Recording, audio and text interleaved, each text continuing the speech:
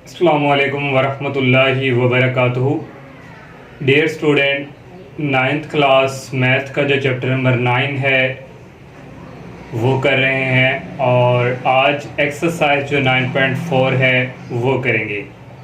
इससे जितने भी 9 चैप्टर के 3 लेक्चर हैं उसमें 9.1, 9.2 और 9.3 जो है वो हम सॉल्व कर चुके हैं और बाकी चैप्टर नंबर 1 से लेके चैप्टर नंबर 8 तक जो है हमारे यूट्यूब चैनल पे वीडियोस जो है अवेलेबल हैं।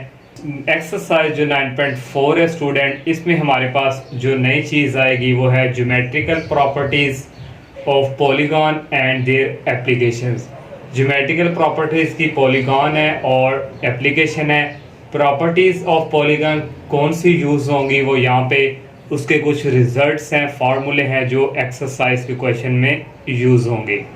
तो सबसे पहले जो प्रॉपर्टीज ऑफ पॉलीगॉन में आ जाता है वो है सम ऑफ इंटीरियर एंगल्स। तो सम ऑफ इंटीरियर एंगल्स का जो फार्मूला इक्वल होता है n-2 मल्टीप्लाई 180 डिग्री। और इसके बाद नेक्स्ट स्टूडेंट आ जाता है इंटीरियर एंगल, और इंटीरियर एंगल का जब भी जिक्र होगा हम ये वाला फार्मूला चेक करेंगे। एन जो है ये साइड को रिप्रेजेंट करता है अकॉर्डिंग टू क्वेश्चंस कि वहाँ पे कितनी साइड का जिक्र करेगा, उसके मुताबिक हम जो है एन की वैल्यू पुट किया करेंगे।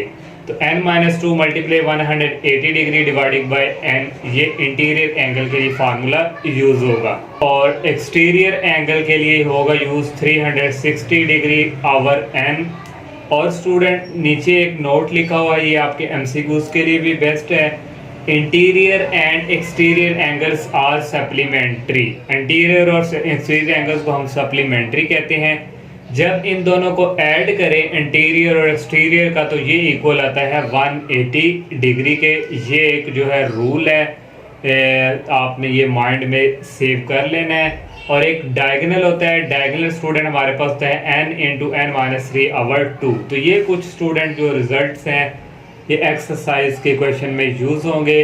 सबसे पहला फर्स्ट क्वेश्चन है स्टूडेंट, इसके 4 पार्ट हैं। फर्स्ट पार्ट में वो पूछ रहे हैं what is the sum of the interior angles. Sum of interior angles का उसमें जिक्र किया हुआ है, तो सम ऑफ इंटीरियर एंगल के लिए ये फार्मूला यूज होगा of a decagon 10 side polygon. तो 10 साइड मीन ये n को रिप्रेजेंट कर रहा है, तो सम ऑफ इंटीरियर एंगल वाला यहाँ पे फार्मूला यूज होगा। ये n हमारे पास है 10 साइड, 10-2 मल्टीप्लाई 180 डिग्री। 10 में से 2 निकालें 8 आ जाएगा, 8 को 180 से मल्टीप्लाई करेंगे 1440 डिग्री। ये इसका जो है फर्स्ट पार्ट हमने सोल्व कर लिया। अब सेकंड पार्ट जो स्टूडेंट है उसमें उसने कहा हुआ है calculate the measure of each interior angle of regular hexagon. ये मैंने हेक्सागोन ड्रॉ किया है, तो यहाँ पे स्टूडेंट ये जो एंगल है ये वाला बन रहा है, तो रेगुलर हेक्सागोन है का जिक्र है, तो एक सबके एंगल्स क्या होते हैं सेम, कोई एक फाइंड कर लेंगे वही सबका होगा। तो ये वाला एंगल ये रेगुलर हेक्सागोन की साइड कितनी होती है 1 2 3 4 और 5 6। तो रेगुलर हेक्सागोन की 6 साइड है, तो n यहाँ पे 6 यूज होगा। यहाँ पे उसने इंटीरियर एंगल का यूज किया है, सम ऑफ नहीं, इंटीरियर एंगल के लिए ये फार्मूला यूज होगा। तो ये फार्मूला लिखा n हमारे पास क्या है, रेगुलर हेक्सागोन की साइड 6 है, तो 6-2 मल्टीप्लाई 180 डिवाइडिंग बाय 6। तो 6 में से 2 निकालें 4 आ जाएगा, और ये 180 का स्टूडेंट इससे कटिंग करेंगे तो ये स्टूडेंट आ जाएगा 30। तो 4 मल्टीप्लाई 30 आ जाएगा 120 डिग्री। तो ये इसका सेकंड पार्ट। थर्ड पार्ट है what is each exterior angle of regular pentagon. हमने स्टूडेंट एक्सटीरियर एंगल फाइंड करना है रेगुलर पेंटागन का। पेंटागन की ये शेप है, ये वाले जो एंगल है मैंने किए हुआ है ये हमने फाइंड करने हैं। तो रेगुलर पेंटागन की जो साइड्स हैं ये 5 होती हैं, मैंने यहाँ पे मेंशन कर दिया। उसने एक्सटीरियर एंगल का जिक्र किया है, तो एक्सटीरियर एंगल के लिए ये फार्मूला यूज होगा। n हमारे पास 5 है, तो 360 को 5 पे डिवाइड करेंगे आ जाएगा 72 डिग्री। अब लास्ट वाला पार्ट है, उसने कहा if the sum of interior angles of polygon is, वो कह रहा है अगर इंटीरियर एंगल ऑफ पॉलीगॉन जो है उसका सम जो है वो इसके इक्वल हो, how many side does the polygon have. तो पॉलीगॉन की जो साइड्स है वो कितनी होंगी वो हमने फाइंड करनी है। तो student sum of interior angle का जिक्र किया है, तो ये वाला फार्मूला यूज होगा, sum of interior angle equal n-2 multiply 180। तो सम ऑफ इंटीरियर एंगल उसने गिवन दिया हुआ है 1260, यहाँ पे पुट किया इक्वल ये आ गया। हमने यहाँ से एन साइड फाइंड करनी है, तो ये 180 इधर आके क्या हो जाएगा, डिवाइड इक्वल रह गया -2। 1260 को डिवाइड करें 180 पे 7 आता है। हमने एन की वैल्यू फाइंड करनी है, अपनी जगह ही फिक्स है, इधर लिख लिया पहले। 2 इधर आके क्या हो जाएगा +7 + 2 इक्वल आ गया 9। तो ये स्टूडेंट इस जो है हमारे पास 9 साइड पॉलीगॉन की आएंगी। अब सेकंड जो क्वेश्चन है उसने सेकंड क्वेश्चन में कहा हुआ है इन, ये मैंने शॉर्टकट लिखा है पैरेललोग्राम। ABCD एक पैरेललोग्राम है। AB दिया हुआ है 10 सेंटीमीटर, AD दिया हुआ है 6 सेंटीमीटर और मेजरमेंट एंगल BAD दिया हुआ है 45 degree. Calculate the area of ABCD। हमने एरिया फाइंड करना है स्टूडेंट। ये ABCD ये मैंने एक पैरेललोग्राम ड्रॉ की हुई है। AB साइड 10 सेंटीमीटर है, AD उसमें दी हुई है 6 सेंटीमीटर और एंगल उसने जिक्र किया BAD। AD है ये B, ये AD, सेंटर में A है तो A जहाँ पे होगा वहाँ पे जाके एंगल हम 45 बनाएंगे। तो एरिया हमने फाइंड करना है, तो एरिया के लिए ये फार्मूला यूज होगा AB AD sin theta. AB हमें दिया हुआ है 10, AD दिया हुआ है 6, sin थीटा दिया हुआ है 45 डिग्री। 10 को 6 से मल्टीप्लाई करेंगे 60 आ जाएगा। sin 45 की वैल्यू होती है 1/√2। तो 1/√2 है। अब हम इसको रैशनलाइज करेंगे, √2 से मल्टीप्लाई, √2 से डिवाइड। ये इसके साथ मल्टीप्लाई दोनों सेम है तो स्केयर आ जाएगा, स्केयर रूट से कैंसिल हो जाएगा। यहाँ पे आ जाएगा 60 √2, नीचे आ गया 2। 60 को 2 पे डिवाइड करेंगे 30 और ये √2 आ गया। जो आपकी बुक पे स्टूडेंट आंसर है वो गलत है, तो हम ये जो आंसर है ये करेक्ट है, वहां पे इनकरेक्ट है। थर्ड क्वेश्चन है स्टूडेंट इन, ये मैंने शॉर्टकट लिखा है parallelogram ABCD if measurement angle DAB equal 70 degree दिया हुआ है, find the measure of all other angles in the parallelogram. हमने एक एंगल उसने हमें गिवन दिया हुआ है, बाकी जो पैरेललोग्राम के एंगल्स हैं वो हमने फाइंड करके देने हैं। कोई एक फाइंड कर लेंगे तो वो दूसरे का भी अपोजिट होगा। तो ये स्टूडेंट हमने एक पैरेललोग्राम ड्रॉ कर ली ABCD। ये हमें गिवन दिया हुआ है DAB, A आ रहा है सेंटर में तो A पे ये एंगल जो है बनेगा 70 डिग्री। अब ये एंगल और ये वाला एंगल हमने फाइंड करना है। तो पैरेललोग्राम के स्टूडेंट है कि अगर ये स्टूडेंट यहाँ पे एंगल बन रहा है तो इसके ऑपोजिट जो एंगल होगा वो भी सेम ही होगा, वो भी 70 डिग्री होता है। तो ये स्टूडेंट अगर ये वाला इसके ऑपोजिट ये C पे एंगल बनेगा, फिर ये आएगा BCD, तो मेजरमेंट एंगल BCD C पे जाके भी स्टूडेंट फिर ये 70 डिग्री ही बनेगा और इक्वल होगा स्टूडेंट, क्योंकि इसके ऑपोजिट था तो DAB, तो ये भी इक्वल किसके 70 के, यहाँ साइड पे लिख लेंगे ऑपोजिट एंगल्स आर सेम। अब नेक्स्ट स्टूडेंट हमने एक पढ़ा था कि इंटीरियर प्लस सप्लीमेंट्री एंगल किसके इक्वल होता है 180 के। तो स्टूडेंट हमारे पास ये भी एंगल आ चुका है, ये भी, ये और ये रह गए। यहाँ से स्टूडेंट हमारे एंगल ABC प्लस DAB, तो ये इक्वल होता है 180 के, इंटीरियर प्लस एक्सटीरियर, तो ये दोनों इक्वल होते हैं 180 के। तो यहाँ से स्टूडेंट हम इसको दूसरी तरफ शिफ्ट कर देंगे, माइनस हो जाएगा 180 माइनस ये एंगल इक्वल है 70 के। 180 में 70 निकालेंगे आएगा 110, तो B पे है तो B वाला एंगल भी हमें मिल गया, ये हमारे पास है 110 डिग्री। अब हमने ये वाला, क्योंकि इसके ऑपोजिट क्या होता है, ये भी क्या एंगल होता है सेम, जैसे हमने इसके ऑपोजिट ये बताया था, तो ये इसके ऑपोजिट सेम है। ये वाला तो हम लिखेंगे CDA इक्वल हमारे पास ABC, दोनों 110 डिग्री, तो यहाँ पे लिख देंगे ऑपोजिट एंगल्स और सेम। तो ये ही स्टूडेंट हमने जो है पैरेललोग्राम के एंगल्स फाइंड करने थे। और नेक्स्ट स्टूडेंट जो नेक्स्ट क्वेश्चन है वहाँ पे एक टॉपिक आ जाता है टेसिलेशन। तो ये एप्लीकेशन ऑफ पॉलीगॉन का हिस्सा है। तो एप्लीकेशन ऑफ पॉलीगॉन क्या है, आपकी बुक पे जो है मेंशन है, उसने बताया हुआ है कि ये जो एप्लीकेशन ऑफ पॉलीगॉन्स है इसको हम बिल्डिंग के जो डिज़ाइन करते हैं वहाँ पे हम इसको यूज़ करते हैं, और कुछ स्ट्रक्चर वगैरह जो बड़े होते हैं और डिज़ाइनिंग के लिए, और 3D जो मॉडल है वहाँ पे इसका यूज़ जो है पॉलीगॉन का होता है। ये आपकी बुक पे थ्योरी लिखी हुई है जो मैंने यहाँ पे डिस्कस की। नेक्स्ट स्टूडेंट जो मेन है यहाँ पे आता है टेसिलेशन। टेसिलेशन क्या है, इसकी जो आपकी बुक पे डेफिनेशन उसने दी हुई है, ये स्टूडेंट आपको शो हो रहा होगा। A tessellation is a pattern of shapes that fit together perfectly. Tessellation जो हमारे पास होती है शेप, उसको हम डेट फिट एक इकट्ठा उसको जोड़ देते हैं, फिक्स कर देते हैं विदाउट एनी गैप्स, किसी गैप या ओवरलैप के अकॉर्डिंग। तो जो भी हम कोई शेप लेंगे उससे एक और शेप ड्रा करेंगे, उनके बिटवीन कोई गैप्स नहीं होना चाहिए या ओवरलैपिंग। कवरिंग अ प्लेन, वो उस शेप को सारा क्या करे, कवरिंग, तो वो हमारे पास होती है टेसलेशन। नेक्स्ट उसने बताया हुआ है these shapes can be repeated infinitely to create a repeating pattern. वो कह रहा है कि जो शेप होगी वहाँ से हम मज़ीद बनाते जाएंगे काफ़ी ज़्यादा जो है इन्फिनिटली वो बन सकती है, और वहाँ से हमारे पास वो टेसलेशन बनेगी। और टेसलेशन जो है उसको हम सिंगल शेप के तौर पे यूज़ कर सकते हैं, कम्बिनेशन ऑफ शेप्स। तो फॉर एग्जांपल स्टूडेंट, अगर हम स्केयर ही ले लें, यहाँ पे स्केयर है तो यहाँ से हमने टेसलेशन बनाई है, तो यहाँ से फिर एक और यहाँ पे इसके साथ इसको क्या कर देंगे, हम जोड़ देंगे विदाउट गैप के, यहाँ कोई गैप नहीं है। फिर एक और स्टूडेंट यहाँ पे हम इसको स्केयर नुमा एक और कर देंगे, इस तरह स्टूडेंट नीचे भी इसी तरह, और इसी तरह स्टूडेंट ये, और इस तरह स्टूडेंट बेशुमार ये बनती जाएंगी। तो इसको हम कहते हैं टेसलेशन, जिसमें कोई गैप ना आए।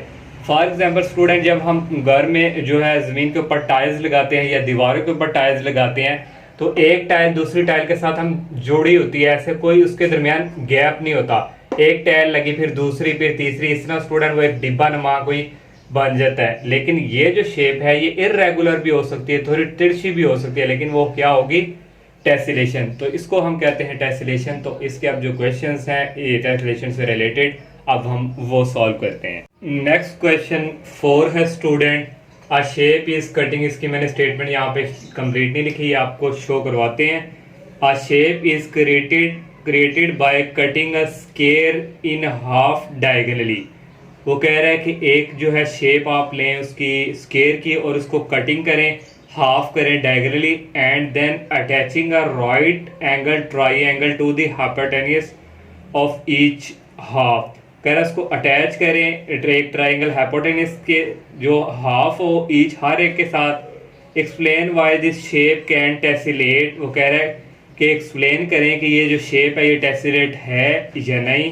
And calculate the interior angle of new shape. और हमने जो है न्यू शेप के जो एंगल्स हैं वो हमने फाइंड करने हैं।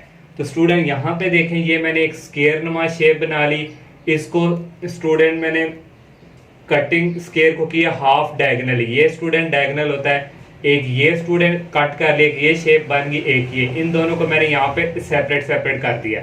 इससे हमने ये कटिंग की है डायगोनली।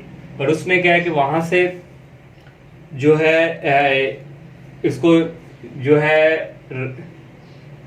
अटैच करें, है वहां से एक न्यू हाइपोटेन्यूज जो ट्राइंगल वो बने, इन दोनों को मैंने यहाँ पे अटैच कर दिए, जो दो राइट एंगल ट्राइंगल दी। और यहाँ से स्टूडेंट ये हमारे पास जो है एक जो है टेसलेशन नुमा बन गई। देखें स्टूडेंट, मैंने आपको टेसलेट का बताया था कि एक ट्राइंगल अगर एक कोई शेप है उसके साथ दूसरी भी शेप होनी चाहिए, लेकिन उनके बिटवीन कोई गैप नहीं होना चाहिए। तो यहाँ से इसको भी स्टूडेंट हमने यहाँ पे इस तरह कर दिया, तो इनके बिटवीन कोई गैप नहीं है। तो ये स्टूडेंट यहाँ से हमारी ये जो है क्या हो गई है, टेसलेट। अब हमने स्टूडेंट इसके जो है एंगल्स फाइंड करने हैं, एंगल्स का बताना है। तो ये स्टूडेंट जो एंगल है ये वाला 90 का है, ये वाला, और यहाँ ये वाला भी 90 का है, बाकी ये भी 45 है, ये भी 45 है, ये भी 45 है और ये भी 45। इन सबको मिला के हमारे पास बनता है 360। अब स्टूडेंट यहाँ पे जो थ्योरी हमने लिखनी है, द शेप टेसलेट हमने किया because the angles around each vertex sum to 36। इसका जो हर वर्टेक्स है स्टूडेंट इन सबको ऐड किया, सम किया, हमारे पास क्या है 360। Allowing multiple copies to fit together without gaps ये ओवरलैप। हमने स्टूडेंट मल्टीपल कॉपीज इसकी ली है, देखें ये जो है हमने, और इनको स्टूडेंट फिर हमने जोड़ा किसी जोड़ा, वहां पे हमारे पास कोई गैप या ओवरलैप नहीं आया। तो ये स्टूडेंट हमारे पास टेसलेट होगी। जो interior angle of new shape के हमारे पास ये बने हैं, ये 90 का मैंने बता दिया आपको पहले ही, ये भी 45 का, ये भी सारे हमारे पास बनेंगे 9, 45 and 45 which facilitate this perfect tiling. तो ये परफेक्ट एक हमारे पास न्यू शेप बन जाएगी। तो ये स्टूडेंट इसकी जस्ट ये थ्योरी बतानी है। और नेक्स्ट स्टूडेंट क्वेश्चन नंबर जो 5 है, इसकी भी मैंने स्टेटमेंट यहाँ पे कंप्लीट नहीं लिखी। अ टेस्लेशन इज क्रिएटेड चलता रहेगा, लास्ट पे है 3600 स्क्वायर यूनिट। इसकी स्टेटमेंट आपको शो हो रही होगी।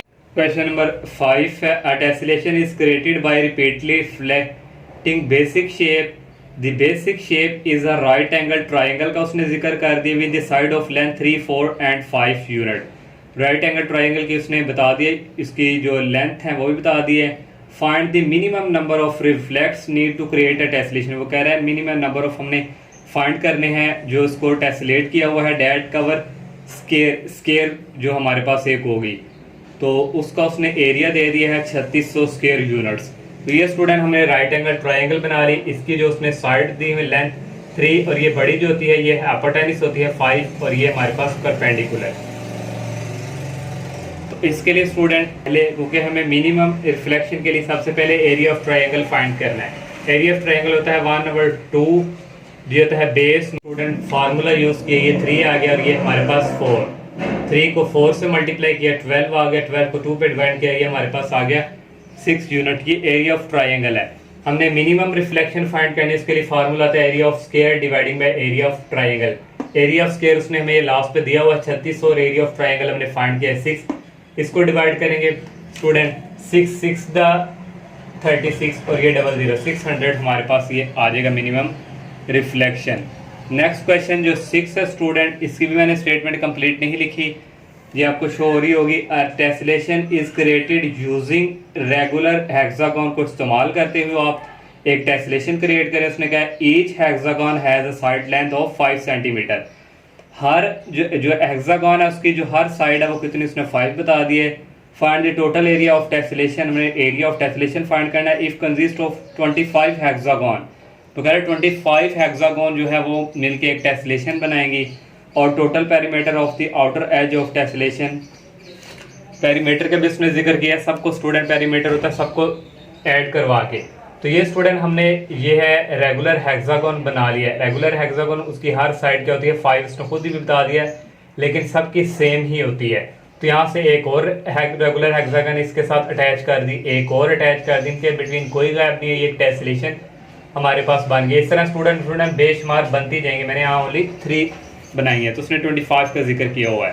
तो यहाँ से ये टेस्लेशन हमारे पास बन गई। हमने लेट कर ली x = 5 centimetre. Be each side of regular hexagon, हर साइड जो है उसकी जो लेंथ है वो कितनी है 5 है।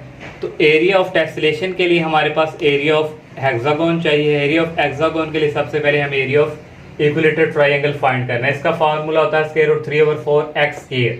x हमारे पास है ये 5, यहाँ पुट किया 25 आ गया, 25 पहले लिख लिया √3/4।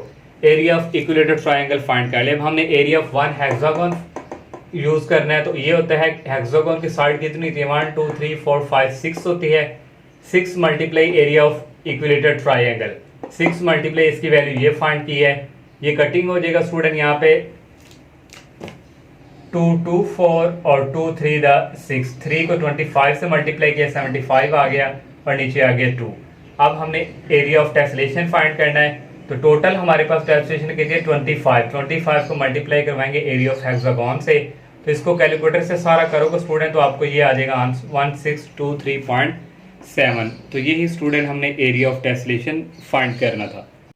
6 के स्टूडेंट 2 पार्ट थे। सेकंड में भी उसने पूछा हुआ था and total perimeter of the outer as of tessellation assuming is a perfect hexagon जो है हमारे पास बड़ी हो, तो उसका हमने टोटल पेरीमीटर जो है वो फाइंड करना है। ये हमारे पास स्टूडेंट एक बड़ी हेक्सागोन है। यहाँ से स्टूडेंट स्मॉल, ये एस मैंने लिखा है शॉर्टकट स्मॉल हेक्सागोन, ये भी बनेगी। यहाँ से हमने सारा ये जो है ये इसका टोटल पेरीमीटर फाइंड करना है। तो वो कैसे टोटल पेरीमीटर होगा फाइंड, सिंस हमारे पास टोटल है 25 स्मॉल हेक्सागोन, छोटी जो है हमारे पास स्मॉल हेक्सागोन है, उसने जिक्र भी किया हुआ है क्वेश्चन में। फ्रॉम अ टेस्लेशन, उसको टेस्लेशन किया अरेंज इन 5 × 5 ग्रिड के अकॉर्डिंग।